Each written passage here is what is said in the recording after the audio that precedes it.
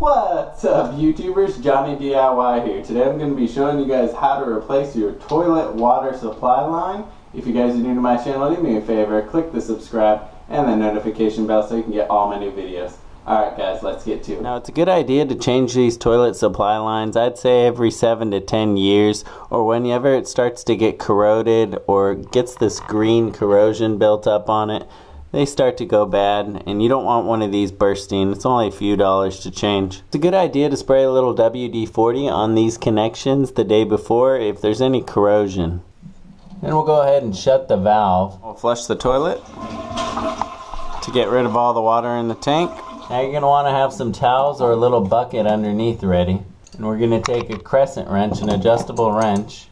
We're going to put it right on this nut right here. And we're going to turn it counterclockwise to loosen it up. You can use an adjustable wrench like this or even some adjustable pliers. I'll make sure I put some links down in the description to the tools I use, guys.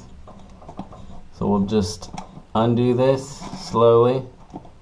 It'll start to drip out.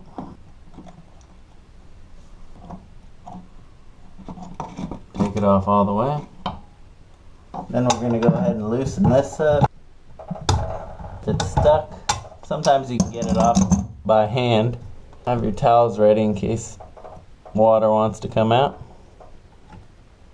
Okay, then we want to make sure our new one matches up to our old one. It's best to take your old one to the hardware store because there's so many of these and they all look the same. And it's best to have a little longer hose between the valve and the toilet because you don't want this line kinking up when we tighten it.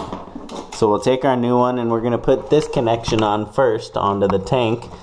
And this just goes on hand tight. We don't need to put anything on the threads or anything. It has a rubber gasket inside. So just give it a good turn with your hand till it seats, and then another half turn.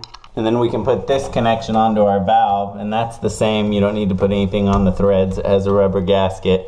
And see how I have this bent like this? You don't want to twist the cord so that it gets really bound up when you're tightening this up.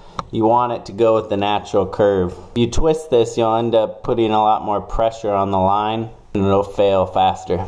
Okay, so once you got this one hand tight, then you're just going to take your wrench and we're going to turn it quarter to a half a turn. Just so it compresses that little gasket inside. You can test to see if there's a lot of pressure on the line.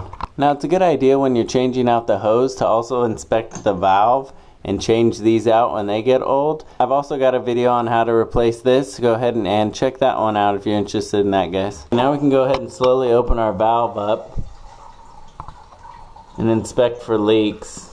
Could be leaks from the valve, any of these connections. Alright guys, all our connections are good, no leaks.